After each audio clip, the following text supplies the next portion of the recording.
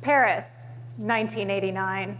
I'm a junior in college studying the people, language, and culture of France. Unexpectedly, a game emerges. Spot the American. Yes, we have telltale signs of who we are, like wearing running shoes everywhere, donning a baseball cap to block the sun, even at night. And of course, the Levi's 501 blue jeans with the wallet in the back pocket. Mind you, this was 1989, no internet, and Levi's were hard to come by in Europe. And also, I can't explain it while I'm here, but when you're abroad, you notice that Americans take up a lot of personal space. Well, anyway, this people watching and creating stories about people based on how they appear became quite a hobby for me. Whether in shopping malls or airports, this was my favorite pastime. And who here has not done something like this? Now, the important question is to turn it around and say, what are the stories that people are making up about me? This is what I do. I help people create their visual stories.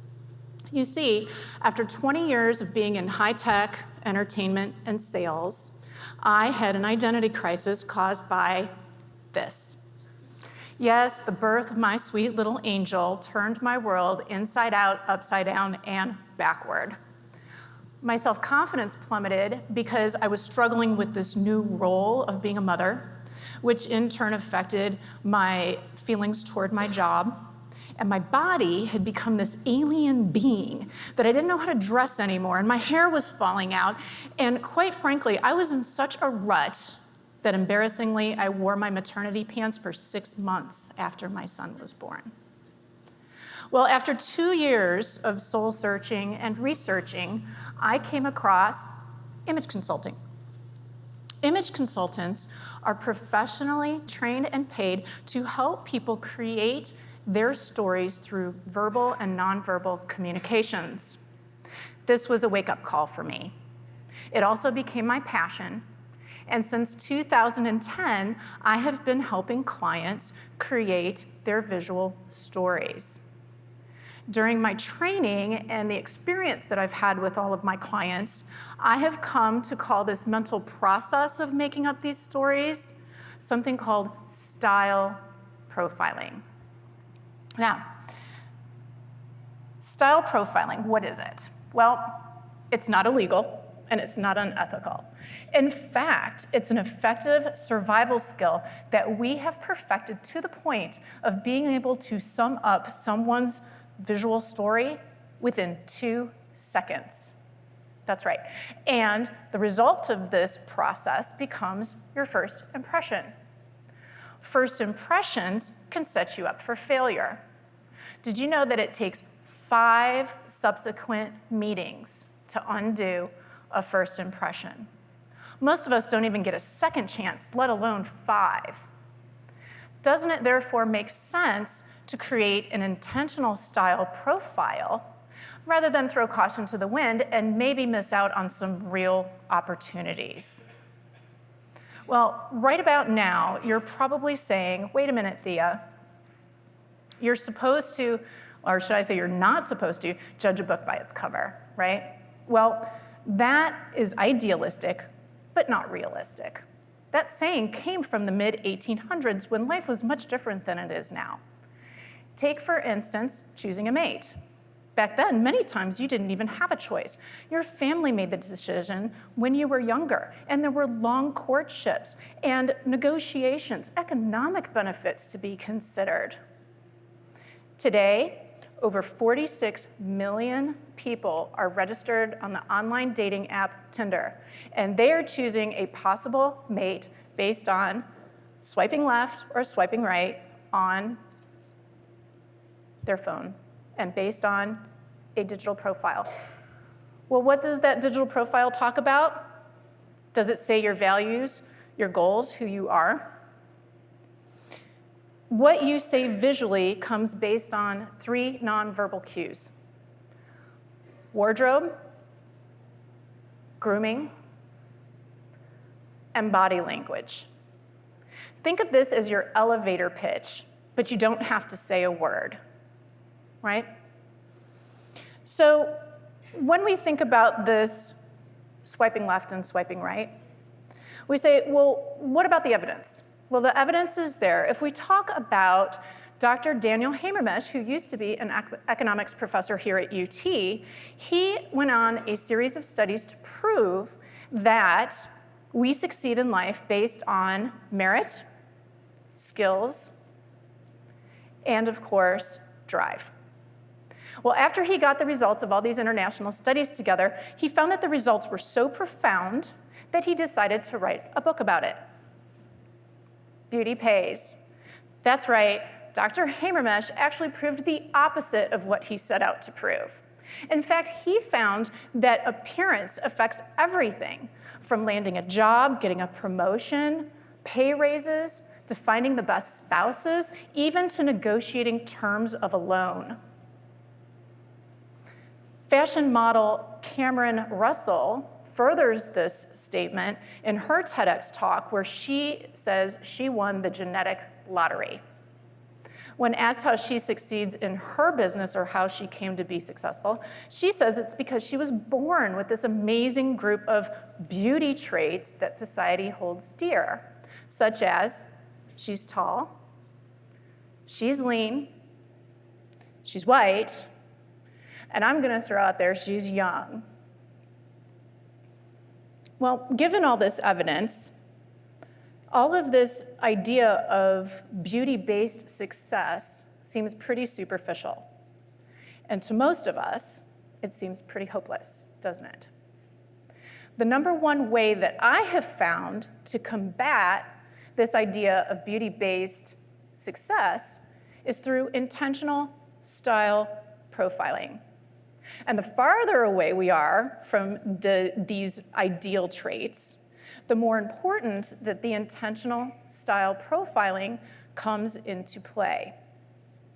Fortunately, style profiling is something that we can mold and work with. And we're going to talk about 3 ways to do that. The first being turning your objectives into visual cues. All right? So let's take the example of a job interview. And you are a hiring manager, and you would like to hire somebody who has 2 traits. The first, paying strict attention to detail, and the second, being an aggressive negotiator. Candidate A walks in. Well, her outfit's a little disheveled, and the nail polish is chipped. And the hair maybe hasn't been washed in a while. Does this look like somebody who pays attention to detail? Candidate B walks in, and he's shuffling in, poor posture, handshake, not so great. Eye contact, down to the floor. Does this tell you that this is a person who's an aggressive negotiator? You see, it doesn't matter what you say on your resume or do or talk about in the interview. People are going to remember if your visual message lines up with what you're saying and doing. And if it doesn't, the visual message will most likely last. Let's talk about another way that we can mold our style profile. Never underestimate commonalities that resonate with other people. You know, our style profile can say a lot about us. It can say our political affiliations. It can talk about our heritage or our religious beliefs. It can talk about our allegiances. There you go. It can talk about our societal role or rank. It can even speak to how much money we have. So let's get back to the idea of the job interview. And this time we're going to switch it around, and you're the candidate. And you're researching for this interview and discover, lo and behold, the managing, or should I say the hiring manager, is a big Star Wars fan. And so are you. This interview could be the perfect opportunity to pull out and wear your Star Wars Rebel Alliance lapel pin. Now, this may seem crazy or silly, but think about it. If you go in and you have something that resonates with them and differentiates you from the others, it works to your advantage. Why?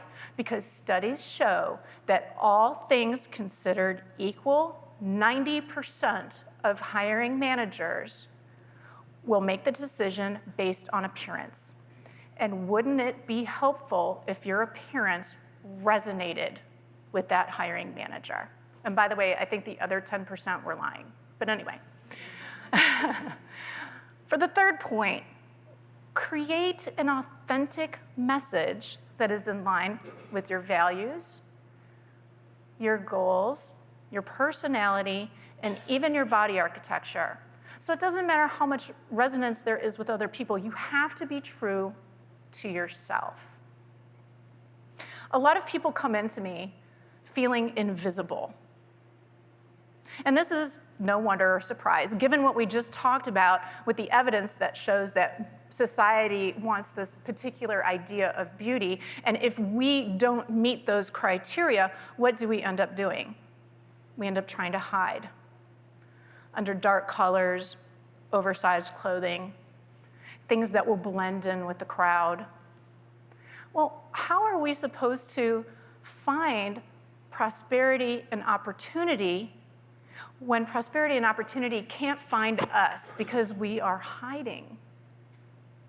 One way to overcome that is to create a signature style or choose an item that is your signature item as part of your style profile. This is something that makes your heart sing. It can be anything from colorful bow ties to bright red lipstick to a 2-foot-tall mohawk. Whatever it is, choose something that makes your heart sing and that is in line with your values, your personality, and your goals and body architecture.